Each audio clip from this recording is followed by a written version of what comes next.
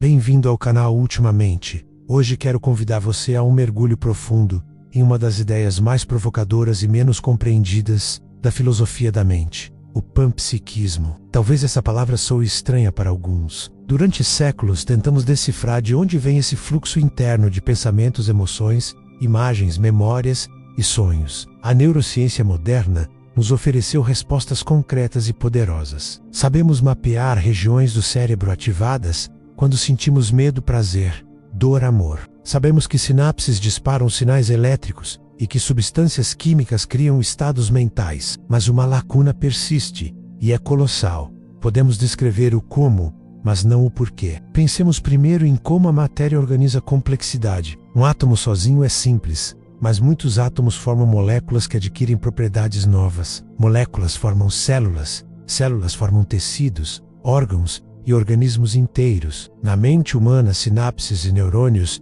interagem em redes com padrões dinâmicos que criam algo que não está em nenhuma parte isolada. Não existe um neurônio da dor, um neurônio do medo, um neurônio da memória. Assim, o panpsiquismo não é apenas uma especulação metafísica, mas uma lente que redefine nossas pesquisas. Torna o respeito ao outro uma forma de respeitar a si mesmo, porque não há separação real. A árvore que cortamos, o rio que poluímos, o animal que exploramos, a terra que esgotamos, se tudo é portador de uma fagulha de experiência, então cada ato de destruição é também uma agressão a uma rede viva que inclui a nós mesmos. Essa visão ressoa com a neurociência quando estudamos como o ambiente molda a mente. Nossa saúde mental não é isolada do mundo, mas moldada pela natureza, pelas relações, pelo ar que respiramos, pela comida que ingerimos. Cada pensamento é uma centelha de algo que atravessa eras, estrelas e átomos. Não é superstição,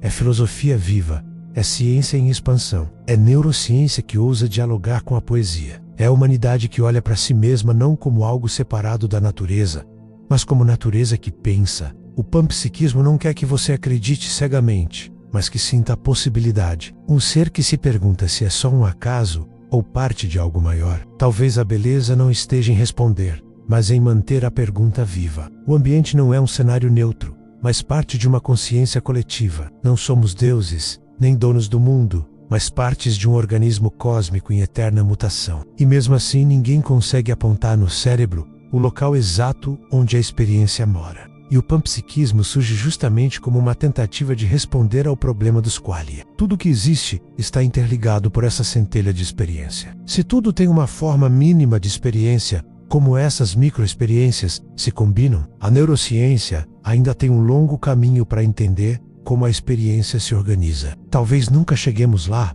porque o observador está dentro do sistema que observa. Mas mesmo assim, cada avanço nos aproxima do milagre, que é perceber-se vivo. A mente humana cria mundos, constrói cidades, escreve músicas, descobre estrelas. Uma pedra sente dor? O ponto não é antropomorfizar, mas reconhecer que a base da consciência não é zero. É um fluxo microscópico que se intensifica em níveis de complexidade. A mente humana é um pináculo porque integra trilhões de sinais em um todo coeso. Mas isso não faz de nós os únicos seres sentientes. E se a consciência não fosse privilégio humano, mas uma propriedade universal, isso não diminui o valor de ser humano. Ele lembra que talvez não devamos apenas buscar respostas, mas viver a pergunta: e se tudo estiver vivo? E se tudo sentir? Faz você parte de um universo vivo consciente em múltiplos níveis. Torna cada ato de cuidado com o planeta um diálogo com algo que sente. Existe uma orquestra viva de interações,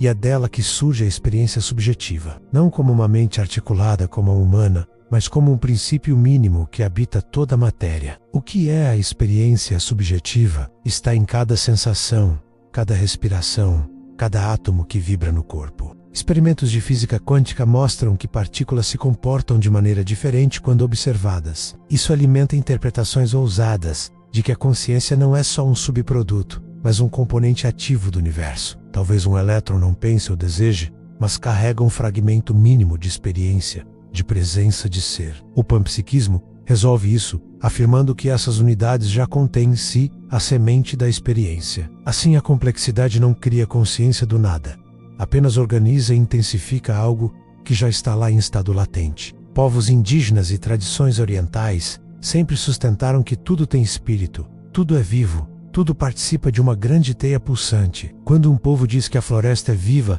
não é metáfora poética, mas uma descrição literal de que há uma centelha de presença em tudo. O Ocidente materialista separou o espírito de matéria, mente de corpo humano de natureza. O panpsiquismo aponta para uma reunificação. Isso tem implicações profundas em como vemos a vida, a morte, a tecnologia, a inteligência artificial. Não é diferente da forma como um campo magnético surge de partículas elementares ou a gravidade emerge da curvatura do espaço-tempo. São propriedades fundamentais que não inventamos nem escolhemos, apenas reconhecemos. Como os impulsos elétricos frios e os circuitos bioquímicos se transformam na cor vermelha, que vemos em uma flor na melodia suave que arrepia a pele no gosto amargo de um café forte ao amanhecer. Outros veem nele uma ponte entre a física e o mistério da mente. Por mais que a neurociência avance cada vez mais, esbarra na pergunta essencial: como a matéria bruta gera experiência? E se não gerar, mas for experiência desde o início? O panpsiquismo é uma proposta séria, antiga e ao mesmo tempo ousadamente contemporânea que toca a essência da pergunta que ecoa em cada um de nós: o que é a consciência e onde ela começa e termina? Desde que o ser humano olhou para dentro de si mesmo e percebeu o que pensa e sente, nasceu o mistério da consciência. Em outras palavras, a consciência estaria em toda parte. Uma pedra, uma folha de árvore, uma molécula, um elétron, teriam em si um grau infinitesimal de experiência. Assim como o organismo vivo integra bilhões de células, cada célula com sua microconsciência, para formar uma mente maior, o universo seria uma imensa teia de pontos conscientes conectados em diferentes níveis. A isso chamamos o problema difícil da consciência. Ele é difícil porque, apesar de todo o avanço tecnológico, não conseguimos encontrar no cérebro um ponto onde possamos dizer: aqui está o eu. Essa experiência interna que só você experimenta é o que chamamos de qualia. Basicamente, o panpsiquismo afirma que a consciência não é uma propriedade emergente apenas de cérebros complexos,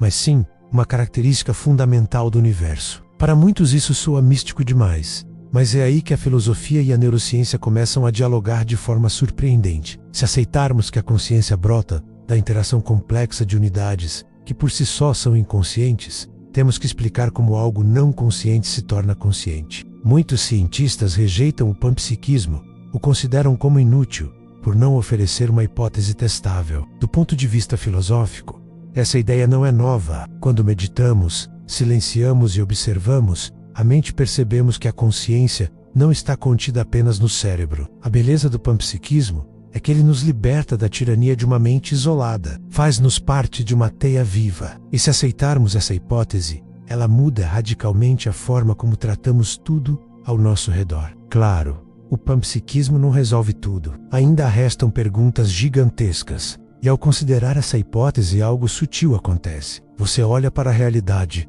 com mais reverência. O panpsiquismo não é uma resposta final, mas um convite a permanecer curioso. Se a consciência é universal, cada respiração é um diálogo. Cada silêncio é uma comunhão. Em um mundo tão dividido, tão fragmentado, tão viciado em separar e categorizar, lembrar que tudo vibra da mesma fonte é um ato mágico. E assim seguimos. Um ponto de consciência refletindo sobre bilhões de outros pontos. Se esta reflexão tocou algo dentro de você, curta este vídeo, compartilhe com quem também busca entender a mente e o cosmos, comente suas ideias e inscreva-se no canal. Ultimamente, até o próximo vídeo.